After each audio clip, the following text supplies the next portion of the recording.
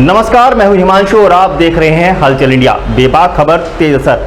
आइए नजर डालते हैं आज की खबरों पर। मोतीराम गोपीचंद चैरिटेबल ट्रस्ट के चेयरमैन सतीश गोयल एवं ट्रस्टी एमजी पब्लिक स्कूल की प्रधानाचार्य मोनिका गर्ग पर सामाजिक व मानसिक रूप से उत्पीड़न करने का आरोप लगाया गया है। मोतीराम गोपीचंद चैरिटेबल ट्रस्ट के चेयरमैन सतीश गोयल व रीमा सिंघल के बीच देव सिंघल पुत्र रीमा सिंघल की टीसी कटाने को लेकर एक दूसरे पर आरोप लगाते हुए कानूनी तौर पर मौखिक लड़ाई जारी है, जो अब वर्चस्व की लड़ाई में तब्दील हो गई है। पीड़ित रीमा सिंघल के द्वारा जिला प्रशासन से न्याय की गुहार लगाते हुए निष्पक्ष जांच करवाए जाने की मांग की गई है। बुधवार को पीड़िता रीमा सिंघल ने मीडिया सेंटर के पत्रकारों से वार्ता कर बताया कि ट्रस्ट के चेयरमैन सतीश गोयल समाज सेवा की आड़ में अपने काले कारनामों को छिपाने के प्रयास में लगे हुए हैं। उन्होंने बताया कि सतीश गोयल जो अपने आप को समाज सेवी कहते हैं, वह महिलाओं को महिला सशक्तिकरण के रूप में पूजने एवं उनकी सुरक्षा करने का दिखावा करते हैं। आज उन्हीं के द्वारा महिला सशक्तिकरण का उत्पीड़न किया जा रहा है। उन्होंने बताया कि पहले तो मोतीराम गोपीचंद चैरिटेबल ट्रस्ट के एमजी पब्लिक स्कूल की प्रधानाचार्य मोनिका गर्ग द्वारा स्कूल की फीस जमा न करने का हवाला देते हुए स्कूल के छात्र देव सिंघल की टीसी काटने से मना कर दिया गया, जिसकी लड़ाई को कानूनी तौर पर लड़ते हुए रीमा सिंघल ने जीत लिया था, जिसमें ट्रस्ट के चेयरमैन सतीश गोयल को हार का मुंह देखना पड़ा था। जिसके बाद से यह स्कूली लड़ाई वर्चस्व की लड़ाई में तब्दील हो गई। वहीं एक महिला से हार का सामना करने के बाद रंजिशन पीड़िता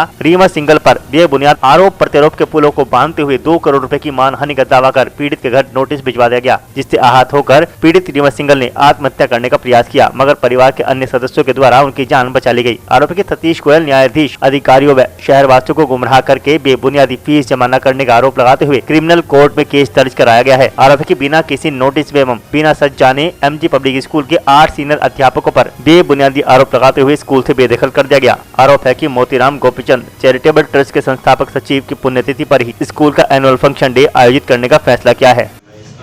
मुद्दा तो भैया मेरा बिल्कुल खत्म हो गया था। आप लोगों की सहायता से ही खत्म हुआ था। आप लोगों ने मेरी टीसी दिलवाने में आप लोगों की सहायता से और डीएम साहब की सहायता से, डीआईओएस साहब की सहायता से मेरा टीसी का मैटर बिल्कुल ख़त्म हो गया था। उसके बाद मुझे कुछ लोगों ने ये बात कही कि आप इनके ऊपर मानहानि का केस करें, और कुछ लोगों ने कहा कि नहीं छोड़ दो। तो मेरे को भी यही लगा कि जब हमारे डीएम साहब, जिनको हमने अपना बड़ा माना है, पूजनीय माना है, उन्होंने जब मुझे मेरी टीसी दिलवा दी है, तो अब मैं कोई भी ऐसा मैटर नहीं करूँगी। लेकिन सतीश जी ने तो उसी वक्त, मैंने ये बात अपनी पहले भी मीडिया के सामने ये बात रखी थी कि उन्होंने मुझे साफ कह रखा है कि जब तक तुम्हारे, या तो तुम अपने भाई बहन से कहो कि अपना केस वापस ले ले, नहीं तो मैं तब तक तुम्हारी जान छोड़ूंगा नहीं। और उन्होंने वही काम किया। अब उन्होंने उसके बाद पहले तो मेरे बच्चे के ऊपर और मेरी भतीजी, जो मेरा बेटा है उसकी उम्र मात्र 14 साल है, और मेरी भतीजी जिसकी मात्र उम्र 9 साल है, उन दोनों को पहले तो इन्होंने उनके ऊपर लीगल केस डलवाया अपनी एमजी वर्ल्ड की प्रिंसिपल के माध्यम से। हमने कहा कोई बात नहीं, चलो हम, वो न्यायालय का काम है, वो न्यायालय से ही निपटा जाएगा, कोई बात नहीं है। उसके बाद भी इनको जब चैन नहीं आई, इनको लगा कि ये कैसे शांति से बैठे हुए हैं, इन्होंने अभी पिछले महीने लास्ट मंथ मुझे और 2 जो सहयोगी हमारे स्कूल के जो अध्यापक हैं, जिनको इन्होंने स्कूल से बेवजह निकाला हुआ है, उनके ऊपर एक लीगल नोटिस अपने वकील साहब से डलवाया कि मानहानि का।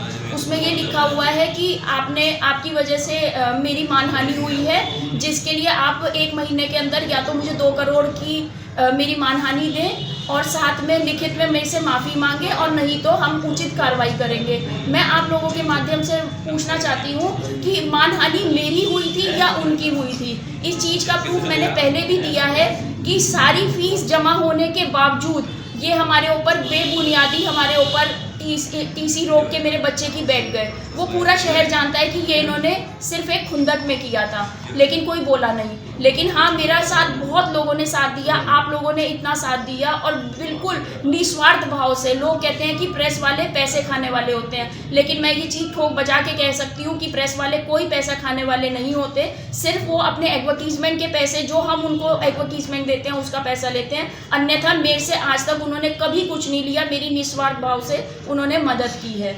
अब सतीश जी ने ये मानहानि का मेरे ऊपर नोटिस कर दिया, पहले मेरे बच्चे का कर दिया। इन्हीं सब की वजह से 6 सितंबर को मुझे रात को मध्य रात्रि मुझे हार्ट की प्रॉब्लम हो गई, जबकि मेरी उम्र सिर्फ 40 साल है और मेरी कभी कोई मेडिकल हिस्ट्री नहीं गई। इन्हें तभी भी चैन नहीं आया, इन्होंने मेरे ऊपर अब मानहानि का वो डाल दिया। मैं आप लोगों के माध्यम से पूछना चाहती हूँ कि वैसे तो सतीश जी कहते हैं मैं बहुत बड़ा समाज सेवी हूँ। क्या एक अच्छे समाज सेवी की यही पहचान होती है?